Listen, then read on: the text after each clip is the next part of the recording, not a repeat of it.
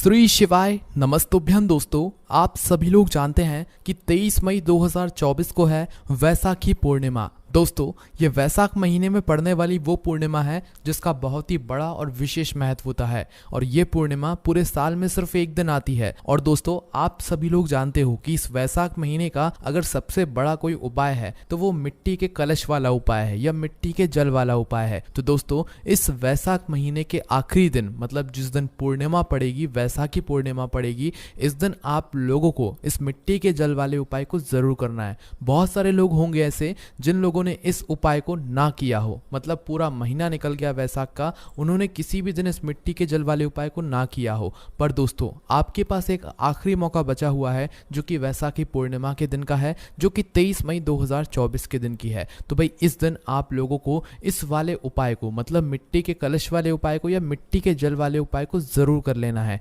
भले ही आपने पूरे महीने भर इस उपाय को ना किया हो, पर अगर आपने इस वैसाख महीने के आखिरी दिन पूर्णिमा के दिन अगर इस वाले उपाय को कर लिया तो आपको इस उपाय को करने का वो फल मिलेगा जिसकी आपने कभी कल्पना भी नहीं करी होगी। इसीलिए आप लोग इस वाले उपाय को एक बार जरूर कर लेना ताकि आप लोगों के हाथ से ये मौका ना जा सके और आपको इस उपाय को करने का फल मिल सके। दोस्तों उपाय सुनने में बहुत आसान लगता है, पर उपाय को सुनते समय आप लोगों को कुछ कुछ बातों का ध्यान रखना है जो कि हम आपको इस वीडियो में बताएंगे।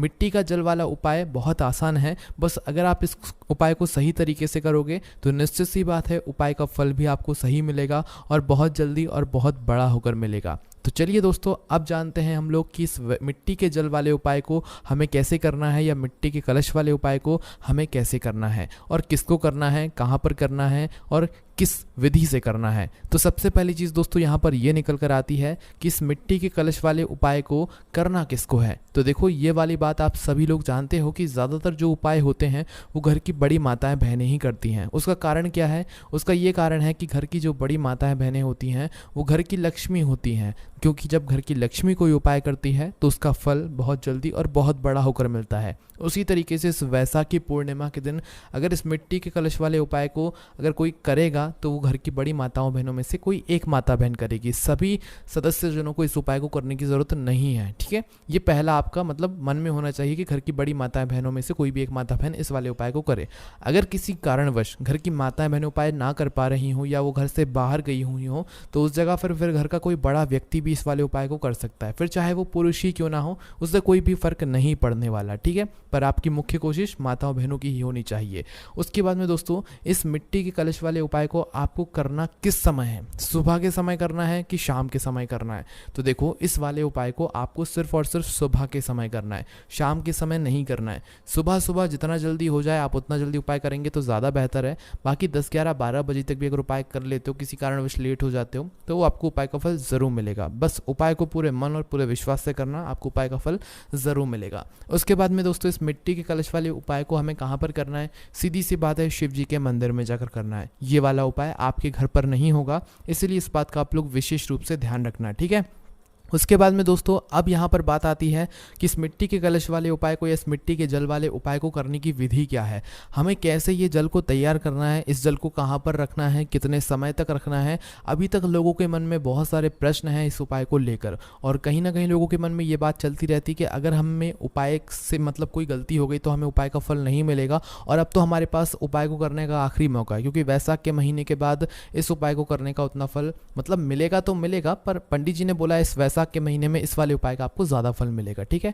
तो अब दोस्तों यहाँ पर बात आती है इस उपाय को करने की, इस उपाय को कैसे करना है, विधि क्या है इसकी। तो देखो सबसे पहली चीज़ तो हमें मिट्टी का कलश चाहिए, क्योंकि मिट्टी का कलश वाला उपाय है। उसके बाद में मिट्टी का जल चाहिए, मिट्टी का जल वाला उपाय है। तो सीधी सी बात है दोस्तों, इस उपाय में आपको एक ऐसा पात्र चाहिए मिट्टी का हो, जो कि मिट्टी का हो, ठीक है।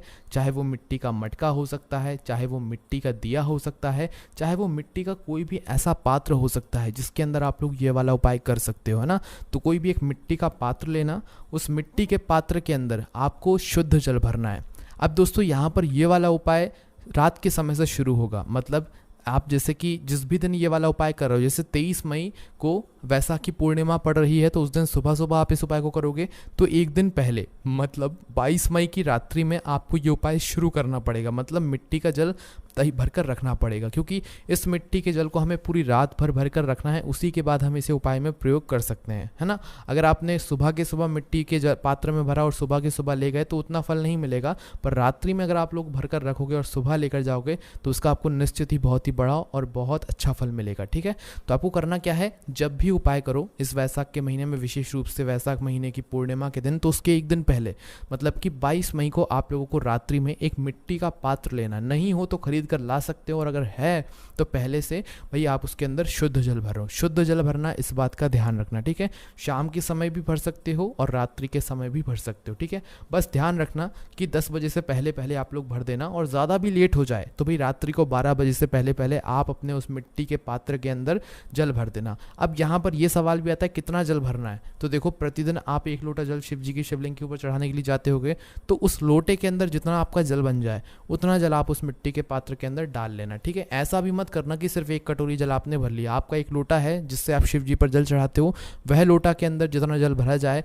उतना जल आप उस मिट्टी के पात्र के अंदर डाल लो या मिट्टी के कलश के अंदर डाल लो। ठीक है, जैसे ही आप लोग इस जल को मिट्टी के कलश के अंदर डाल देते हो, आपका यहाँ पर आधा काम हो जाता है। ठीक है, अब इसको आपको छूना भी नहीं है, कुछ नहीं करना है।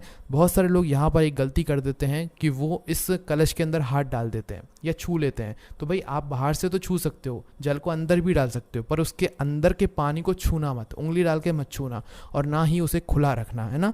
जैसे कि आपने इस मिट्टी के कलश को भरा, भरने के बाद इसको आपको रखना भी एक स्थान पर है। ठीक है, जो कि आपके घर का रसोई घर होगा, जहाँ पर आपका पीने का पानी रखा जाता है, पितरों का स्थान होता है, वहाँ पर जाकर आपको इस मिट्टी के पात्र को रखना है, मिट्टी के कलश को रखना है, और इसके अंदर उंगली नहीं डालना है। इस पानी को जैसे ही आप लोग मिट्टी के पात्र के अंदर मतलब पानी डाल दें, उसके बाद इस पानी को छूना नहीं है ना, उंगली डाल के नहीं छूना है, और इस पात्र को ढक कर रखना है ना, खुले में नहीं रखना है। खुले में रखोगे तो कुछ कीड़े मकोड़े आके उसके अंदर गिरेंगे, और ये जल शुद्ध है और इस जल से हमें उपाय करना है, तो भाई इसीलिए आप लोगों को इस जल को ढक कर रखना पड़ेगा। इस बात का ध्यान रखना। ठीक है, ये वो बातें हैं जो बातें आप लोग ध्यान ही नहीं देते हो, फिर आप लोग सोचते हो कि भाई हमारा उपाय काम नहीं करा, तो भाई इन बातों का ध्यान रखना, आपका उपाय ज़रूर काम करेगा। और हम उपाय को ऐसे बताते हैं कि आपको उपाय का फल ज़रूर मिलता ही मिलता है ना। तो अब दोस्तों यहाँ पर हम जानते हैं, जैसे ही आपका वह मिट्टी का जल तैयार हो जाता है, आप मतलब उसे ढककर रख देते हो, आप अपने बाकी काम कर लो, आप सो जाओ। उस जल को आप रात भर के लिए छोड़ दो, आपको उसको कुछ भी नहीं करना है, टच भी नहीं करना है ना। तो जैसे ही सुबह होती है, वैसाखी पूर्णिमा शुरू होती है सुबह के समय, तो सुबह के समय अब आपको क्या करना है, सबसे पहले स्नान करना है, अपने घर की जो भी काम साफ सफाई है वो सारे करके स्नान करके शुद्ध होकर आपको इस जल के पास में आ जाना है, जो कि आपने रात्रि में अपने घर के रसोई घर में पीने के पानी वाले स्थान के पास में रखा हुआ होगा। अब दोस्तों यहाँ पर आपको क्या लेकर जाना है, एक खाली लोटा लेकर जाना है, जिस लोटे से आप शिवलिंग पर जल चढ़ाते हो। अगर तांबे का लोटा है तो और अच्छी बात है, वरना जिस लोटे से आप शिवलिंग पर जल चढ़ाते हो वह लोटा, खाली लोटा भरकर नहीं लेकर जाना, क्योंकि भरेंगे तो हम इस मिट्टी के कलश के अंदर से ही, तो खाली लोटा लेकर अपने घर के रसोई घर में चले जाना, स्नान करके जाना, स्नान करके ही उस कलश पात्र को छूना, इस बात का ध्यान रखना। ठीक है, तो खाली लोटा लेकर जैसे ही आते हो तो भाई ऊपर जो आपने चीज़ ढकी हुई होगी उसको हटाकर उस मिट्टी के पात्र के अंदर से या मिट्टी के कलश के अंदर से, जिस भी पात्र के अंदर, चाहे वो दिया ही क्यों ना हो मिट्टी का, उसके ऊपर मतलब उसके अंदर से आप जल अपने लोटे के अंदर डाल लो। ठीक है, अब दोस्तों बहुत सारे लोग क्या सोचते हैं कि भाई हमने जो है मिट्टी के पात्र के अंदर या मिट्टी के कलश के अंदर जल भरा है, तो हम ऐसे के ऐसे ही जो है इस जल को उठाकर लेकर जाएं और शिव जी के मंदिर पहुंच जाएं। ठीक है, पर वैसा नहीं करना है। आपको मिट्टी के कलश के अंदर मात्र रात भर के लिए जल भर कर रखना है, उसको साथ में लेकर नहीं जाना है। आपको मात्र उसके जल को साथ में लेकर जाना है। और उस जल को कैसे साथ में लेकर जाओगे, अपने साथ में खाली लोटा रख कर लेकर जाओगे, उस लोटे के अंदर आप इस मिट्टी के जल को भरोगे, भरने के बाद फिर आपका ये जो जल है ये तैयार हो जाता है ना। और उपाय सुबह के समय ही होगा, जितना जल्दी हो सकता है उतना जल्दी उपाय को करने की कोशिश करना है ना। तो भाई क्या अब सिर्फ हम 1 लोटा जल लेकर चले जाएं शिव जी के मंदिर में, इस मिट्टी के जल को लेकर चले जाएं? नहीं, कुछ पूजन सामग्री भी ज़रूर लेकर जाना। देखो 1 लोटा जल तो हम लेकर जा ही रहे हैं, उसमें कोई दिक्कत वाली बात नहीं, पर अगर हो सके तो बेलपत्र या अबीर गुलाल फूल, कुछ भी जो भी आपकी पूजन सामग्री है वो लेकर जा सकते हो। अगर दिए जलाना चाहते हो तो वो भी लेकर जा सकते हो, वो आपकी मर्जी है। पूजन सामग्री कुछ थोड़ी बहुत सामग्री ज़रूर लेकर जाना। और क्या करना, सीधा शिव जी के मंदिर पहुंच जाना। ठीक है, शिव जी के मंदिर जैसे ही पहुंचते हो तो जाते से जल मत चढ़ाना, पहले आराम से जाना, भगवान के दर्शन करना। और जब भी भगवान की चौखट से आप लोग गुजरा करो ना, तो अपने सीधे हाथ की हथेली को अपने माथे से टच ज़रूर कर लिया करो, मतलब कि पैर ज़रूर पढ़ लिया करो एक बार।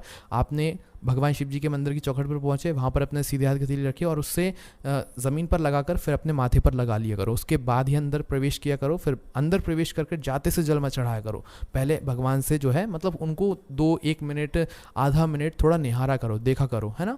और फिर उसके बाद शिवलिंग के पास में आप लोग जाया करो, है ना।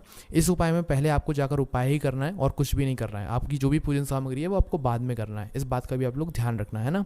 तो जैसे ही शिवलिंग के पास में पहुंचते हो तो शिवलिंग के पास में पहुंचने के बाद इस जल को आपको सीधा शिव जी की शिवलिंग के ऊपर चढ़ाना है, वो भी एक धारा से। देखो धारा बनाकर जब हम शिवलिंग पर जल चढ़ाते हैं ना, इस मिट्टी के जल को अगर हम धारा बनाकर शिवलिंग पर चढ़ाएंगे तो भगवान शिव जी बहुत प्रसन्न होते हैं। तो अपने उस लोटे से एक धारा बनाकर शिव जी की शिवलिंग के ऊपर आपको जल चढ़ाना है। वह धारा जब तक नहीं रोकना है जब तक कि आपका जो पूरा जल है लोटे के अंदर से वो ख़त्म ना हो जाए, है ना। तो भाई एक धारा से धीरे धीरे करके पूरा जल आप लोग चढ़ा दो। जैसे ही आप लोगों का जल चढ़ जाता है तो भाई उस जल को चढ़ने के बाद आप अपना वह जो लोटा है वह जलाधारी के नीचे रख दो, है ना। मतलब हमें थोड़ा सा जल वापस लेकर भी जाना है, ऐसे खाली लोटा लेकर नहीं जाना है। और इस मिट्टी के जल वाले उपाय को वो भी वैसाखी पूर्णिमा के दिन तो भाई खाली लेकर जाना ही नहीं है, क्योंकि इसमें आपको भगवान शिव जी का आशीर्वाद अपने साथ में लेकर जाना है ना। तो भाई आप उस खाली लोटे को जलाधारी के नीचे रख देना, चाहे एक बूंद ही आपको जल मिल गया बहुत बड़ी बात है, उसमें कोई भी दिक्कत वाली बात नहीं है, ठीक है।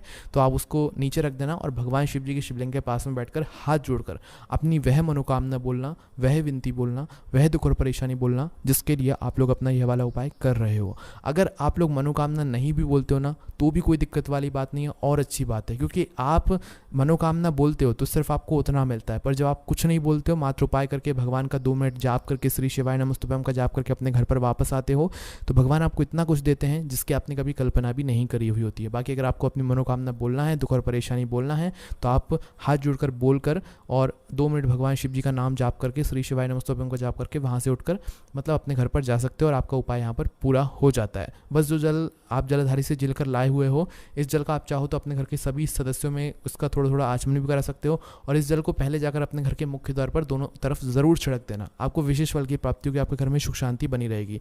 ये मिट्टी के जल वाला उपाय करने का आपके पास आखिरी मौका है जो कि वैसाखी पूर्णिमा का है। बाकी इस उपाय करने में अगर कोई भी दिक्कत समस्या परेशानी आती है तो उसे हमसे कमेंट करके पूछ सकते हैं। ओम नमः शिवाय, जय भोलेबाबा, श्री शिवाय नमस्तुभ्यम।